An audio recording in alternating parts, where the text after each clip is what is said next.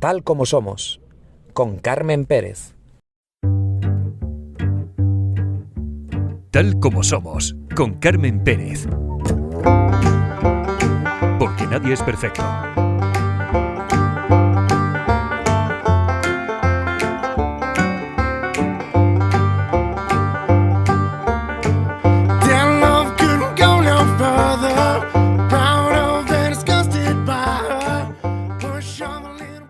El itinerante Christian B.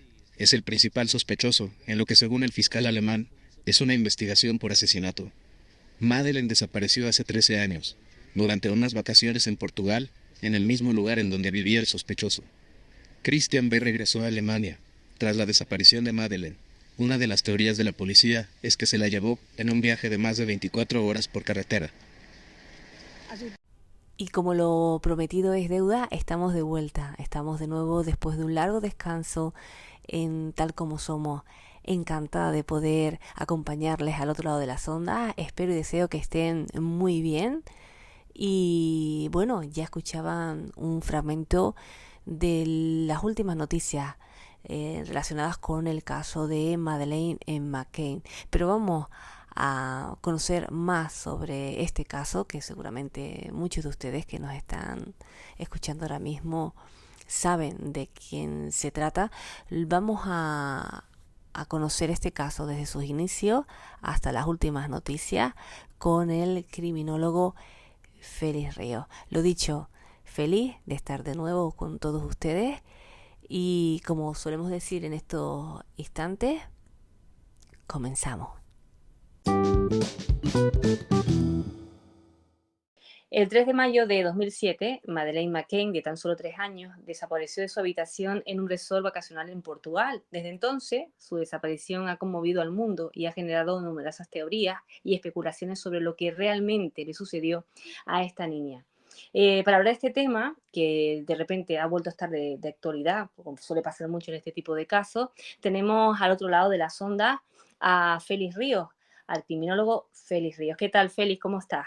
Pues muy bien, encantado de estar por aquí de nuevo con todos tus seguidores para que hablemos de este interesantísimo caso que ya lleva teniéndonos en vilo más de 17 años. Efectivamente, nosotros hemos dado pistas de que ibas a hablar de un tema de estas características. Llevamos un tiempo sin publicar, sin tener podcast, pero qué mejor que volver a retomarlo con un tema tan interesante, porque es un tema que ocurrió hace ya mucho tiempo, en 2007, y todavía hay teorías, todavía no se sabe realmente lo que ha pasado, pero para que los oyentes hagan una idea, Félix, ¿nos puedes decir cuáles fueron las circunstancias exactas de esta desaparición? Bueno, yo creo que casi todo el mundo habrá oído hablar en alguna ocasión de Madeleine McCann, de la misteriosa desaparición de la hija de los médicos británicos, ¿no? El matrimonio que se encontraba pues de vacaciones en Portugal, concretamente Kate y Jerry. Grandes médicos, porque además no solamente eran personas más o menos reconocidas en su mundillo a nivel laboral, sino como luego veremos también, pues la cierta presencia que tenían, sobre todo a nivel social, y la que ganaron después de la campaña que tuvieron que llevar a cabo como Padres Corajes para intentar recabar información sobre este caso, pues los convirtieron prácticamente en personajes públicos. Todo ocurre el día 3 de mayo de 2007, ¿vale? La familia pues ha pasado un día normal en el Algarve portugués, en Praia da Luz, y una zona turística donde pues, suele haber bastante turismo británico. Nada, dejan a los niños por la tarde-noche supuestamente acostados en el apartamento y ellos se van a comer a un restaurante que está a 50 metros, ¿no? Muy cerquita de donde estaba el apartamento. Se supone que cada 30 minutos aproximadamente la madre, sobre todo, se levanta y se acerca por el cuarto para ver si los niños están bien y regresa al restaurante y consumen pues varias bebidas alcohólicas con un grupo de amigos. ¿Cuál es la sorpresa? Cuando pasadas las 8 aproximadamente, de repente pues la madre de Madeleine, Kate, descubre que la niña no está, ¿vale? Solamente quedaban sus mellizos, que además sus hermanos mellizos que eran muy chiquititos, tenían 2 años. Hay que tener en cuenta que Madeleine todavía no había cumplido los 4. y empiezan a saltar las alarmas, ¿no? Ya es cuando, bueno, pues se empieza a buscar a los niños enseguida, los padres, los amigos, los apartamentos de al lado, se empieza a preguntar hasta que llega un momento en el que, como muchas desapariciones inquietantes, pues llega un momento en el que ya los padres se colapsan, tienen que llamar a la policía y empieza un despliegue y una investigación importante para intentar localizar a esta niña, ¿no? Al día siguiente se draga incluso la piscina de los apartamentos, se registran apartamentos colindantes, se toma declaración a un montón de gente y a partir de ahí pues empieza el infierno de los McCain, que a lo largo de los años, y como veremos, no solamente les hace vivir la desesperación de no saber dónde está su hija, sino que además les llega a convertir en un determinado momento en sospechosos de esta desaparición.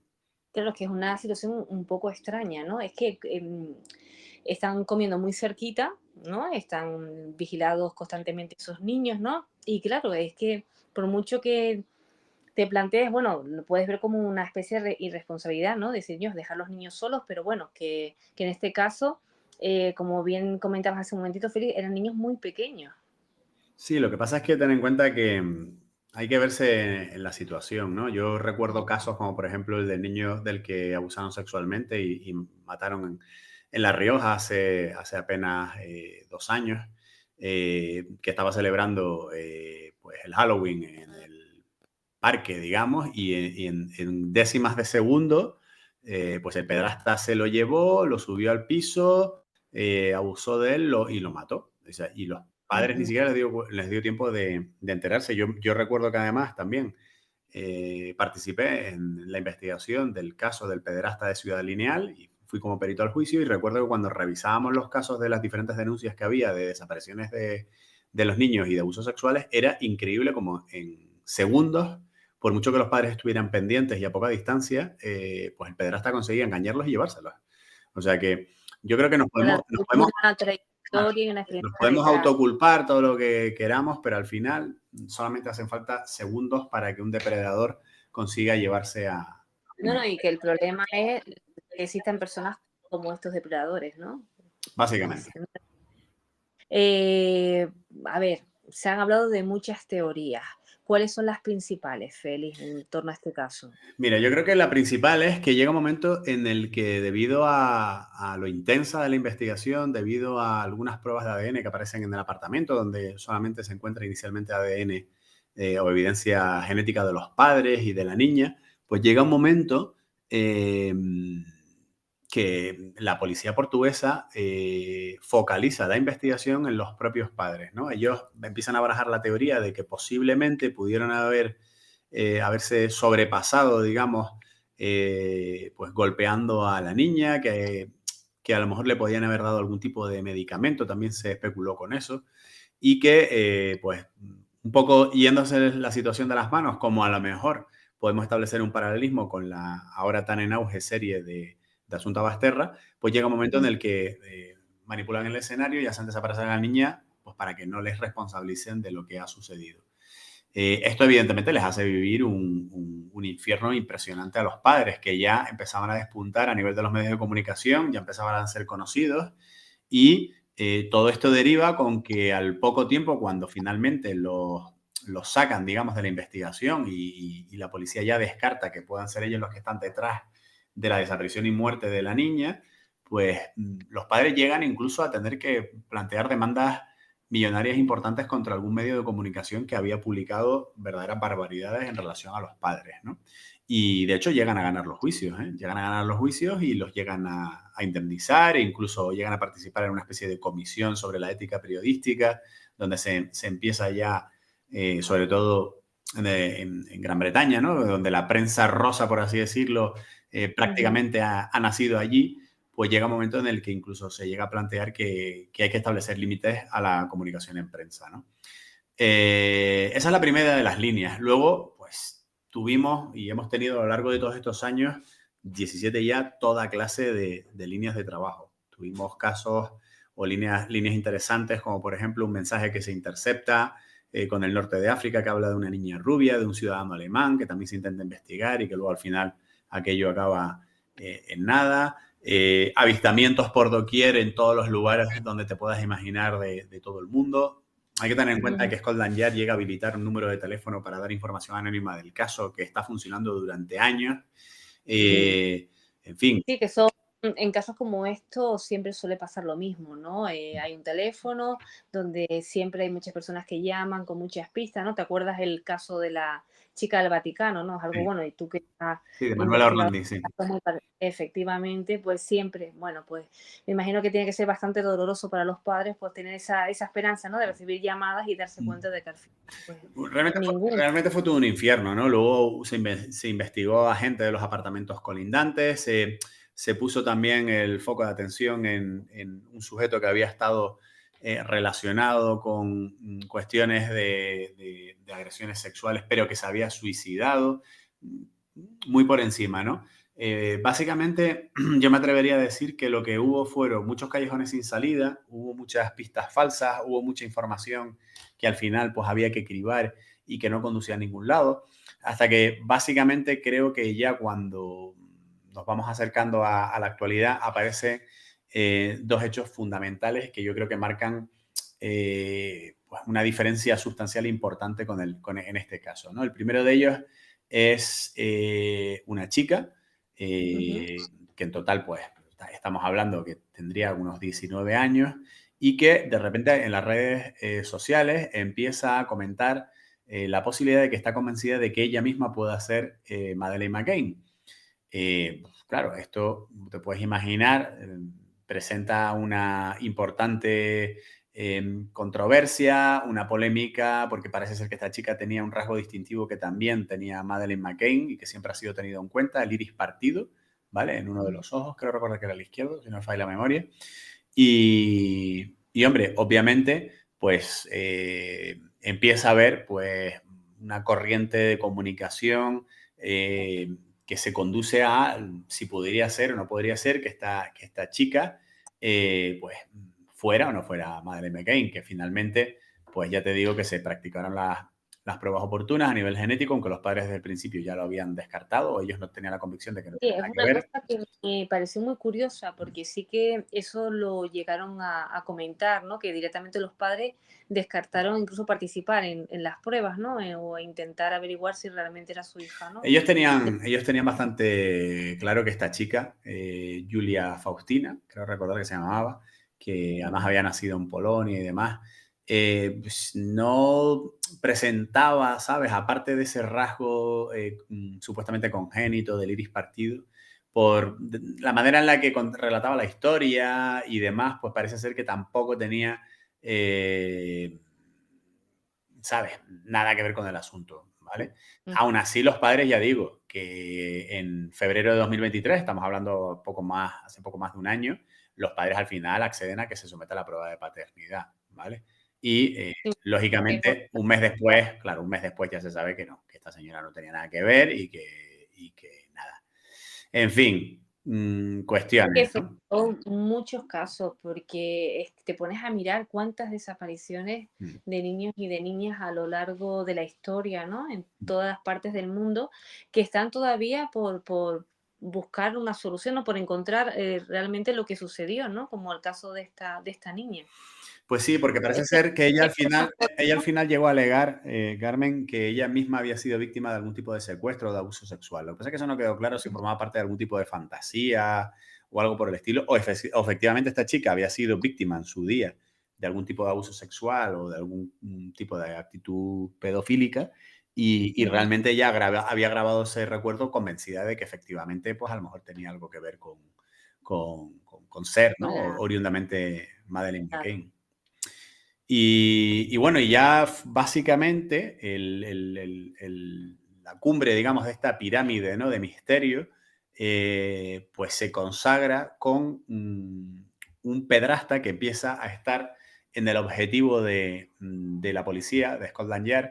Ya había estado, ¿vale? Ya se había sondeado si pudiera tener algo que ver con el asunto, porque una de las líneas de investigación que siempre se siguen es, por ejemplo, saber quiénes son las personas con antecedentes de carácter sexual, en este caso pedofílico, que pudieran haber residido en la zona cercana a Praia da Luz en aquella época, ¿no? Cuando ocurrió la desaparición de Madeleine, ¿no? Entonces ya se había investigado a este señor, ¿vale? Que era concretamente el señor Brookmeyer, creo recordar que era el apellido, si no me falla ahora mismo la memoria.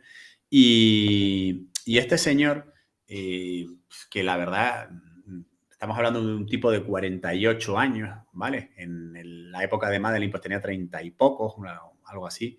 Bueno, este señor Christian Brookmeyer, perdón, ahora sí digo bien su apellido, pues empieza a volver a cobrar protagonismo porque inicialmente había sido descartado, ¿vale?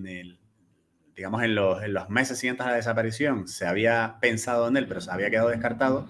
Pero, sin embargo, vuelve otra vez a estar en el ojo del huracán porque un conocido de él llama a ese famoso teléfono de información anónima, ¿vale? Y consigue hablar con el detective Mark Draycott, que era uno de los encargados de revisar todos los mensajes en el contestador.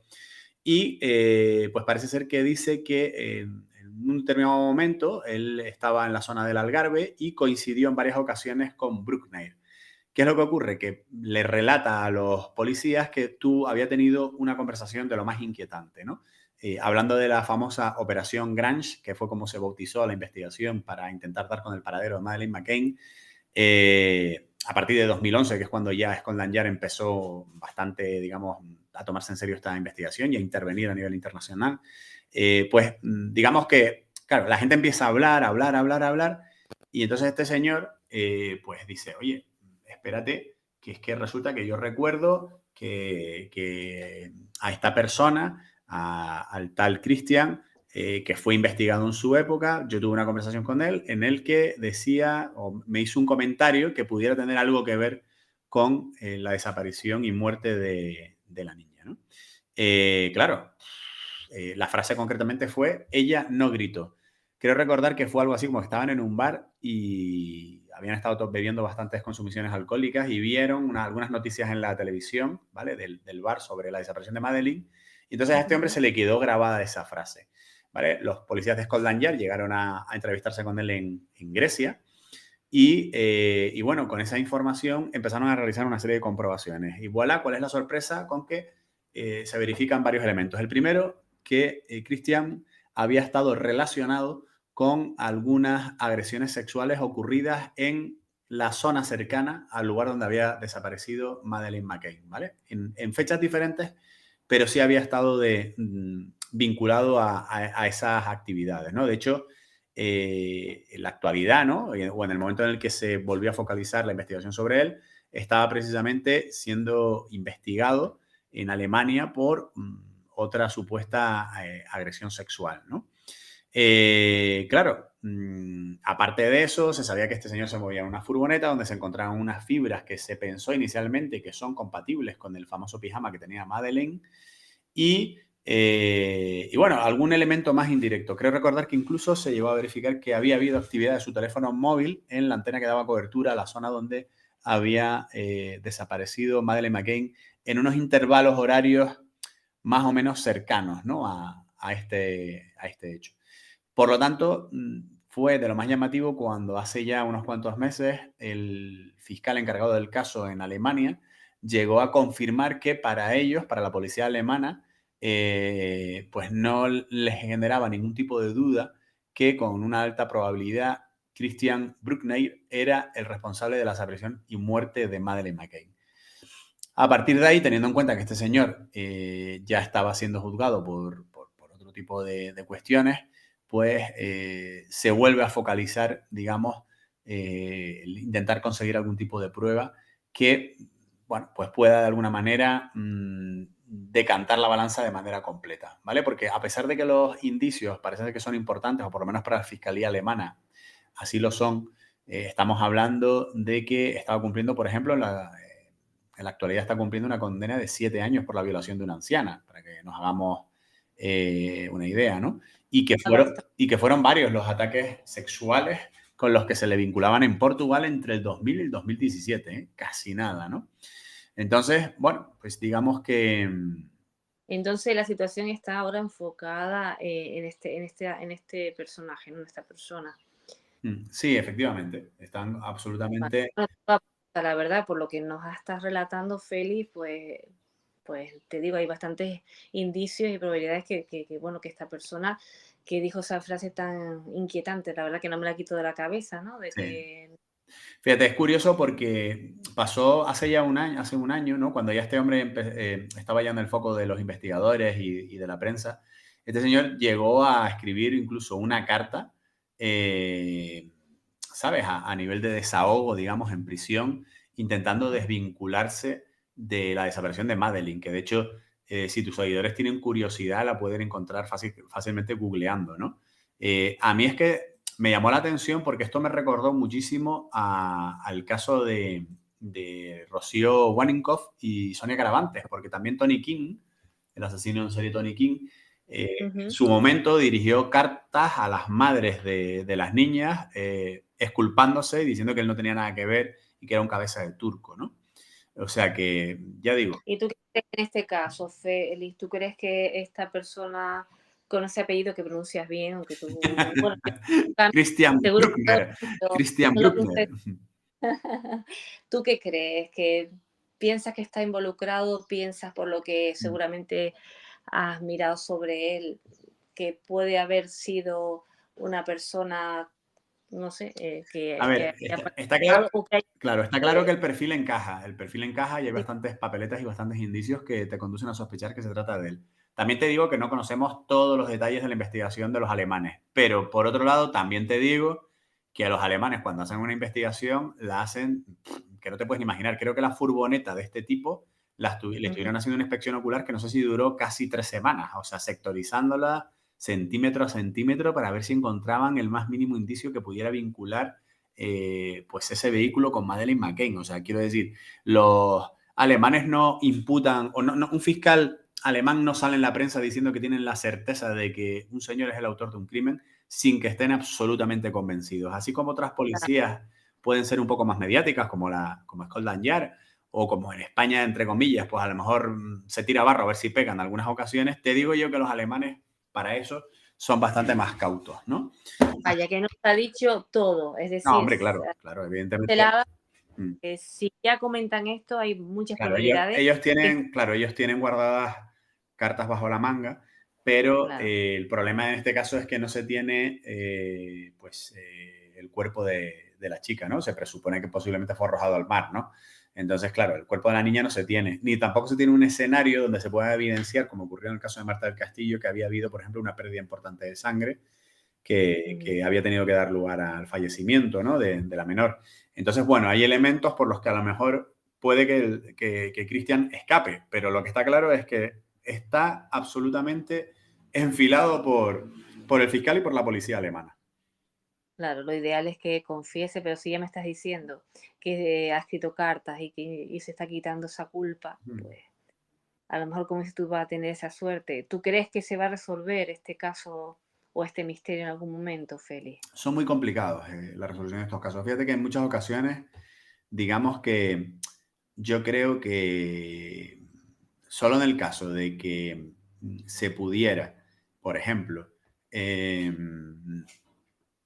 a ver cómo te diría yo, que a lo mejor pudiera este señor dar alguna pista en plan, bueno, si me reducen la condena, les voy a decir dónde, por ejemplo, escondí la ropa de la niña, ¿vale?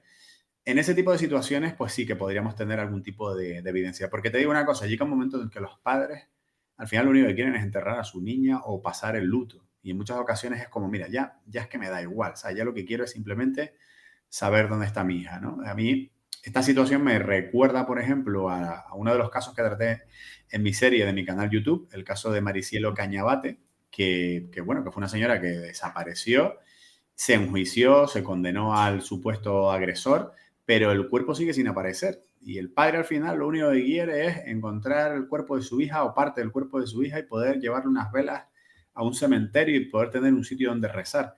Es esa necesidad de pasar página en ese luto mal cerrado, digamos, que te acompaña a lo largo de tu vida, ¿no? Si ya es triste y cruel cuando un crimen no se resuelve, pues todavía más cruel es cuando ni siquiera puedes tener el cuerpo de tu familiar, pues por lo menos para poder velarlo, ¿no? Por eso las desapariciones son muchísimo más dolorosas desde el punto de vista psicológico que los propios asesinatos, ¿eh?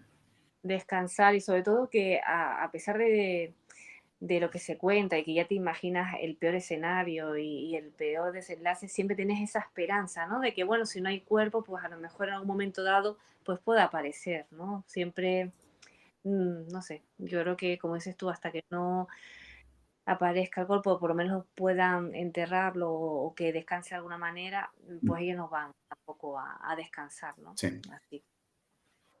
Pues Félix, ¿qué te digo? Que gracias por estar.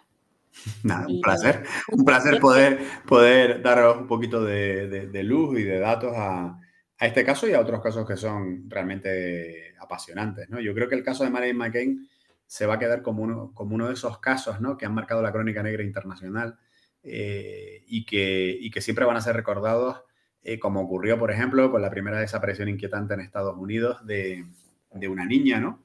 Y que a partir de ahí, pues, se establecieron pues determinado tipo de protocolos, ¿no? Me estoy refiriendo, por ejemplo, al caso de Amber, ¿no? Una joven niña que desapareció y que luego, con el paso de los años, dio lugar a la denominación de la alerta Amber, que es la alerta que ya se utiliza a nivel internacional cuando hay una desaparición inquietante de un menor de edad, ¿no? Entonces, con el caso de Madeleine McCann va a ser una cosa parecida. Va a ser uno de esos casos que siempre vamos a recordar, o esos misterios desgraciadamente sin resolver, que siempre van a estar ahí, que siempre van a estar en nuestros recuerdos.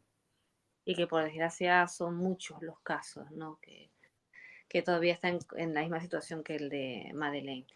Un abrazo enorme, Félix, y espero escucharte pronto. Un placer, nos volveremos a ver. Y llegados a este punto es el momento de decirles hasta pronto. Y vamos a terminar, como lo solemos hacer aquí en Tal Como Somos, con una frase. Pero en esta ocasión, después de tanto tiempo que no nos escuchamos, pues vamos a terminar con dos. La primera dice lo siguiente, a mí me gusta esta en particular. Dice, la belleza solo le pertenece al que la entiende, no al que la tiene. Y la otra frase, la vida es una obra teatral que no importa cuánto haya durado, sino lo bien que haya sido representada.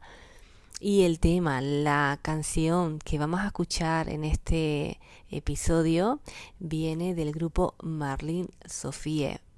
Es una banda de indie rock formada en Madrid a finales de 2022.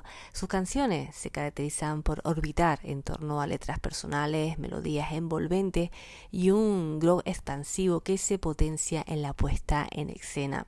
Les recomiendo que le echen un vistazo, que investiguen, que indaguen, que escuchen a esta banda. Para mí ha sido un descubrimiento.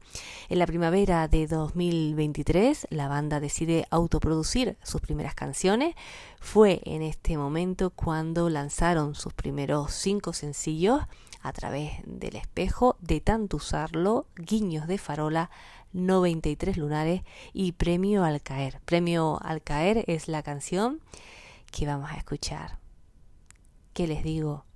Que disfruten del camino. Que sean felices, porque nadie es perfecto. Y recuerden que la vida solo es perfecta en las películas.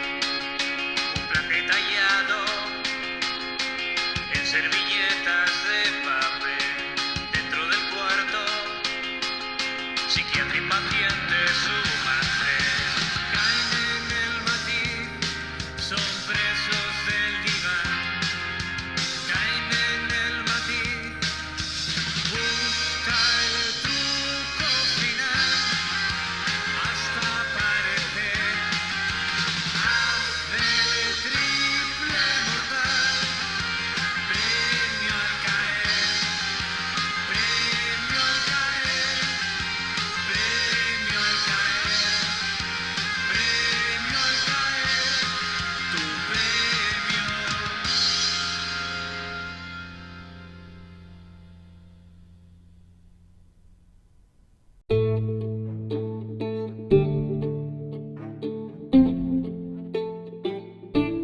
Si tienes alguna sugerencia, una experiencia misteriosa que compartir o simplemente quieres conectarte con nosotros, no dudes en escribirnos. Puedes enviarnos un correo electrónico a talcomosomoscarmenperez@gmail.com. No dudes en compartir tus pensamientos con nosotros. Estamos aquí para escucharte. Queremos construir una comunidad donde todos podamos sumergirnos en el misterio juntos.